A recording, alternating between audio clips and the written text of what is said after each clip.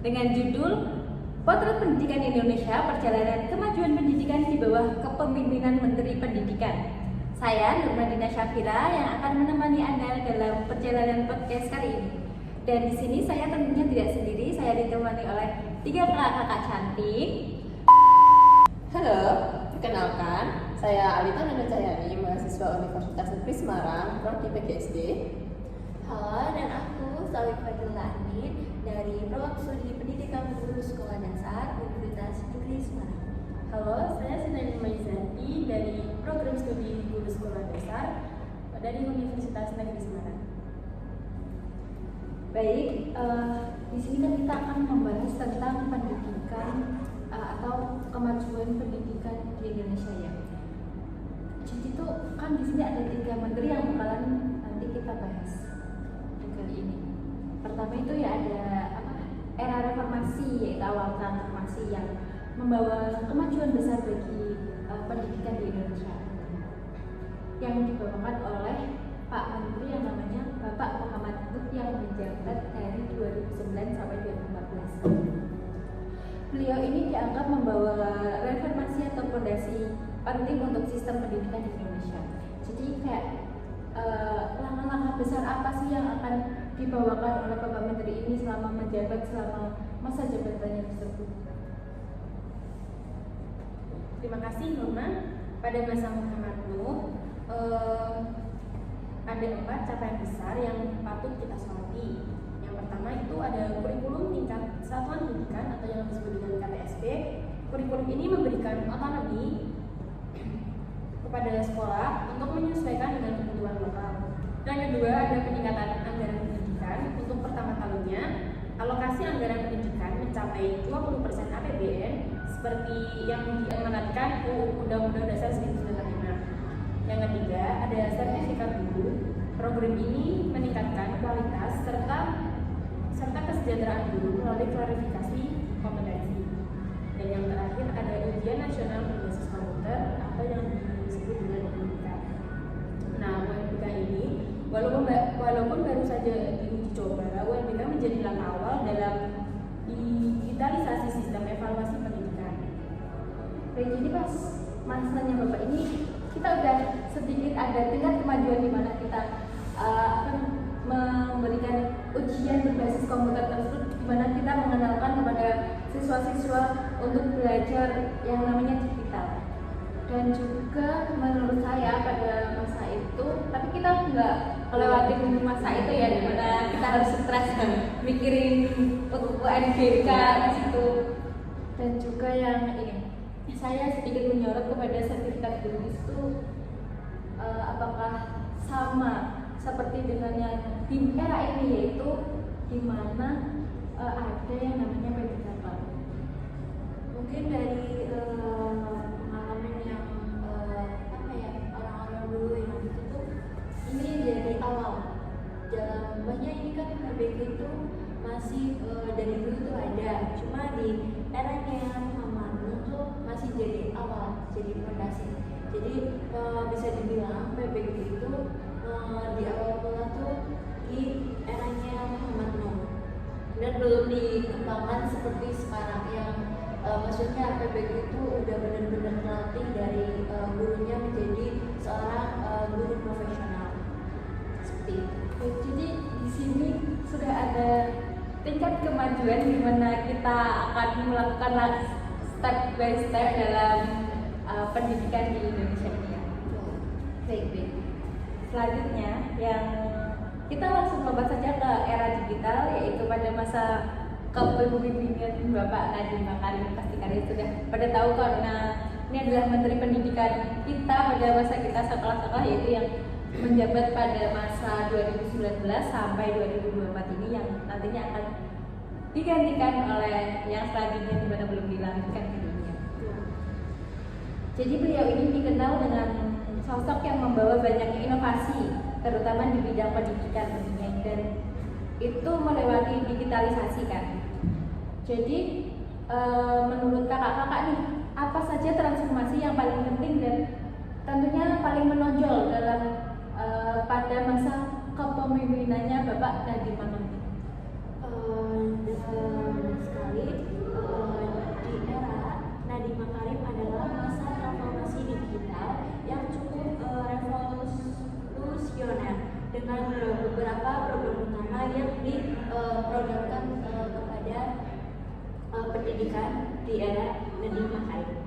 Baik, menurut host tadi kan ada di era Nadiem. Nah, di era Nadiem Makarim itu adalah masa transformasi digital yang cukup revolusioner dengan beberapa program utama di era Nadiem Makarim, yaitu yang pertama ada program Merdeka Belajar, di mana konsep ini memberikan fleksibilitas kepada siswa dan guru untuk belajar sesuai potensi masing-masing. Di mana dalam Merdeka Belajar ini setiap siswa tuh mereka bisa menentukan potensi mereka tuh sesuai dengan bakat dan minatnya. Yang kedua ada kampus merdeka. Nah, kampus merdeka itu seperti yang kita rasakan seperti ini, di mana mahasiswa mendapatkan kebebasan untuk magang, proyek sosial atau pertukaran ke institusi lain sebagai bagian dari kurikulum merdeka.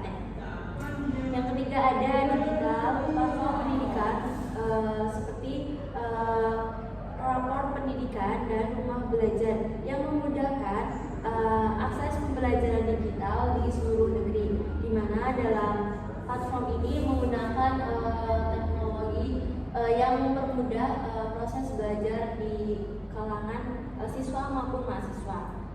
Yang keempat ada penyederhanaan birokrasi, di mana beban administrasi guru dipangkas agar mereka lebih fokus pada pembelajaran siswa. Namun beberapa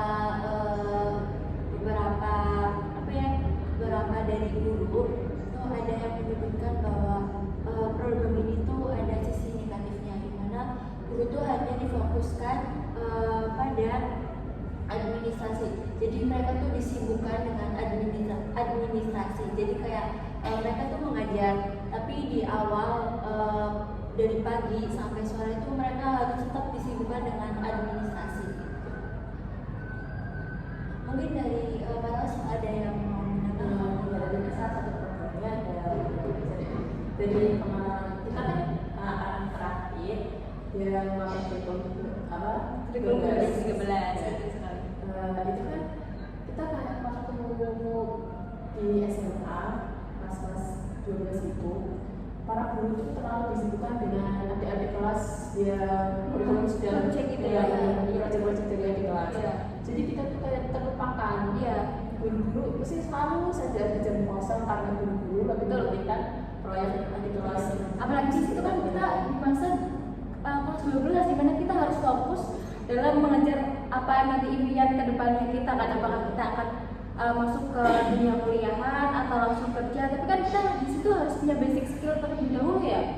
Apalagi kita ketika kita mau ingin lanjutkan ke perguruan tinggi, kita tuh dituntut terlebih di apa yang namanya SNMPTN kan. Iya.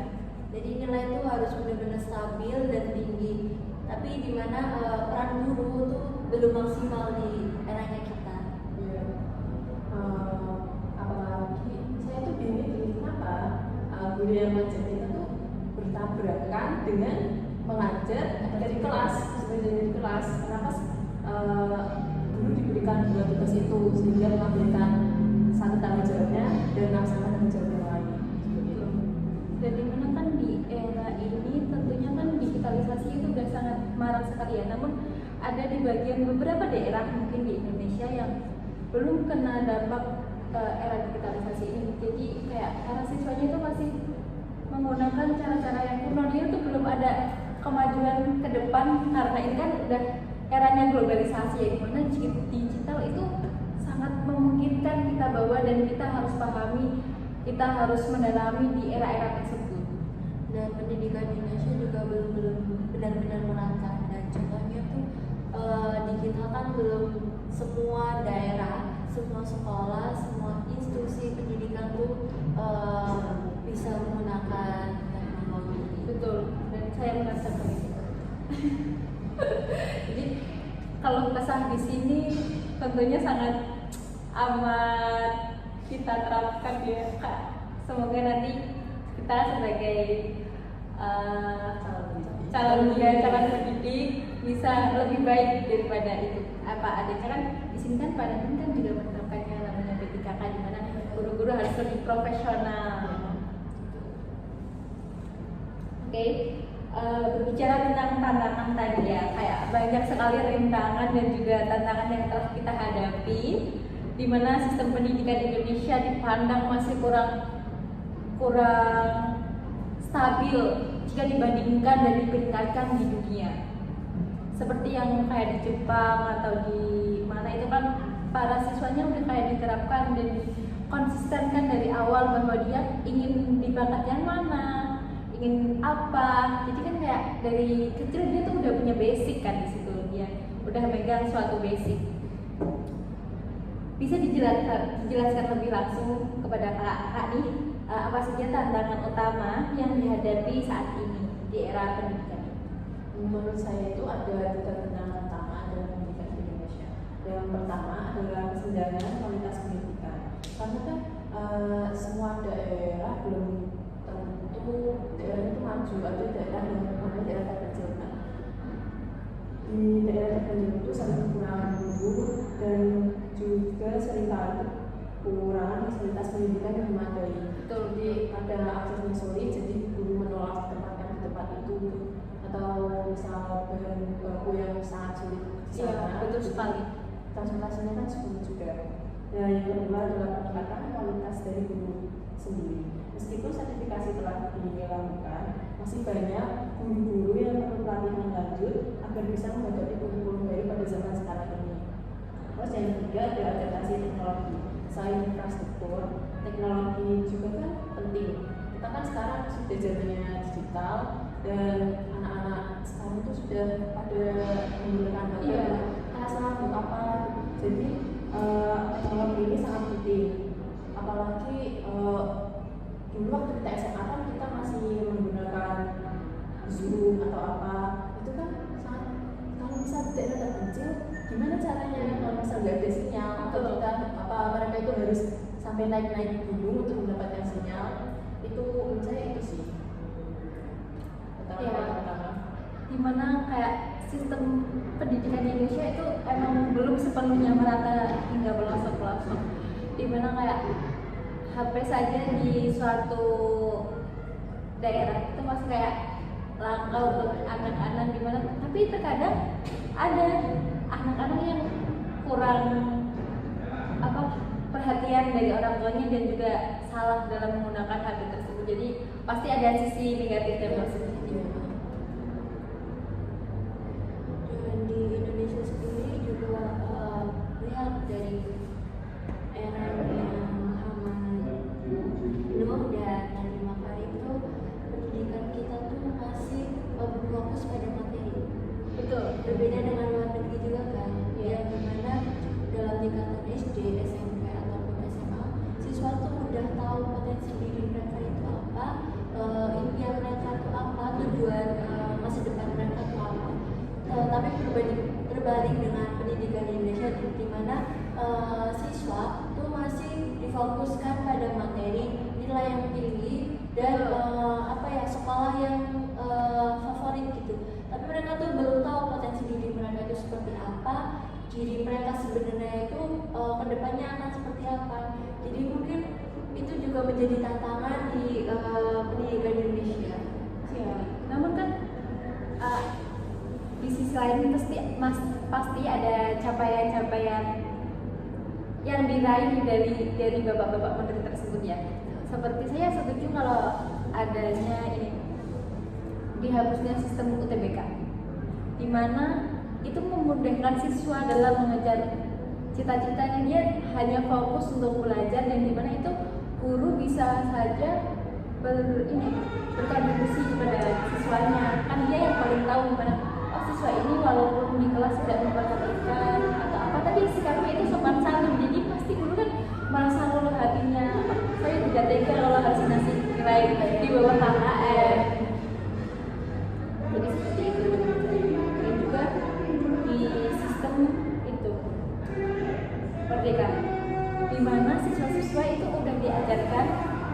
untuk kreatif dan juga inovatif. Dia kan mengembangkan proyek-proyek mereka sendiri, dia harus terlatih untuk presentasi, di mana siswa itu diajarkan tidak hanya mendengar, tapi dia melakukan, dan gurunya hanya sebatas mengarahkan, kalian tuh kurang seperti ini, kurang seperti ini. Jadi siswa itu harus mengembangkan sendiri, di mana dia harus terlatih sebagai siswa yang kreatif dan juga inovatif. Iya benar sekali dulu. SMA itu dari pasar itu benar luar biasa karena sampai ke sekolah mereka sudah mereka itu melakukan proyek mereka dan hasilnya juga sangat memuaskan. Ya, dimana kita harapkan bahwa nantinya calon-calon mahasiswa yang dari program Merdeka Belajar ini lebih kreatif daripada kita semua dan lebih baik. Tapi dengar-dengar yang Menteri baru ini akan mengembalikan kepada era seperti semula, yaitu ada UN, ya UN dan juga US itu. Jadi di situ juga ada sisi positifnya, di mana siswa-siswa itu akan lebih giat belajar lagi dan tidak menyepelekan hal-hal nggak ada UN, nggak ada US, ya udahlah kita. Tapi dulu kita juga gitu kan, nggak ada UN, nggak ada US, ya udahlah santai aja di sini. Mungkin kita merasakan UN hanya di waktu SD. Iya. Tapi kan SD kan juga kayak easy bros. Iya. Itu karena masih tingkatan awal ya, Iya. belum masuk ke SD. Pada waktu SMA itu tentunya saya kayak tidak ada US, tidak ada UN, tapi ada corona di situ. Jadi ada hambatan paling besar di situ, tantangannya tidak paham tentang materi atau apapun ya di situ ya. Jadi kayak, dan di situ saya tidak ada luring sama sekali, zoom semua ya. Kan semuanya juga zoom semua, aku zoom semua dari semester 2 kelas 8 ya. Ya, sampai kelas 9 akhir, dan di situ kita tidak ada momen-momen sesuatu sangat menyedihkan bukan. Dan mungkin itu di mana era digital itu sangat berperan. Ya, Digital betul. itu sangat. Dan juga alhamdulillahnya di mana kita akan mengenal globalisasi ya di situ ya, di mana kita harus menggunakan HP, gadget gitu. Tapi kasihannya itu juga ada siswa yang tentunya tidak ada bantuan. Ada yang itu namanya bantuan, di mana dulu kalian dapat kuota sekolah ya, betul. Tapi jika siswa yang tidak memiliki HP tersebut, dia tidak menggunakan fasilitas itu kan. Jadi kayak ini perlu ada yang namanya tindak lanjut dari itu semua, di mana bantuan dari pemerintah harus tersalur kepada orang yang benar-benar membutuhkan. Iya, di mana sekarang juga kayak anak yang mendapat KIP atau apapun itu kadang tidak sesuai target. Iya, ada banyak kasus itu. Dan kita balik lagi ke yang UN dan juga US. Dulu ada berita di mana ada suatu sekolah yang menggunakan piagam palsu atau apapun itu untuk masuk sekolah negeri, dan itu nggak ketahuan sama sekali. Jadi kan kayak parah banget di sekolahan, apalagi kayak berani-beraninya kayak manipulasi data gitu loh. Dan itu kayak menurut saya harus ada tindak lanjutnya sih, karena kasihan juga kepada siswa-siswanya, di mana dia itu sebenarnya mungkin ya kurang punya basic dari apa yang dicapainya tersebut, tapi kayak bohong gitu loh di situ, kayak kita hanya memiliki sertifikatnya, kita tidak melakukannya itu. Jadi kayak kebohongan yang besar di situ, dan juga bisa kena hukuman ya di situ, baik dari hukuman sosial ataupun hukum. Iya. Terus berdampak juga sama siswa yang benar-benar punya potensi dan prestasi itu bukan terkalahkan sih, banyak bersaing, banyak takutnya dari itu siswa yang mendapat prestasi yang lebih tinggi, tapi ternyata itu data yang palsu. Nah, sedangkan data yang asli, siswa yang benar-benar dapat prestasi tapi di bawahnya itu tersingkirkan karena siswa tersebut. Gitu. Dan gimana sistem merdeka tersebut atau kampus merdeka ini membuka jalan besar ya bagi kita semua untuk mengenal sistem pendidikan yang lebih relevan dan juga memenuhi kebutuhan globalisasi ini.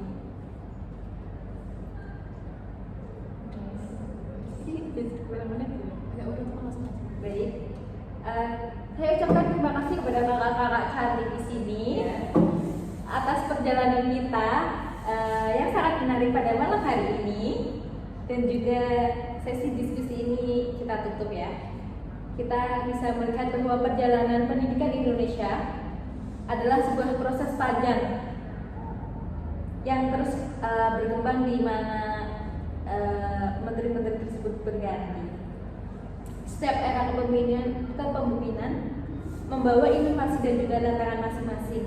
Harapannya transformasi ini dapat terus memberikan dampak positif dan juga memberikan lebih lagi suatu inovasi dan kreativitas anak bangsa. Dan jangan lupa untuk terus mengikuti episode-episode selanjutnya.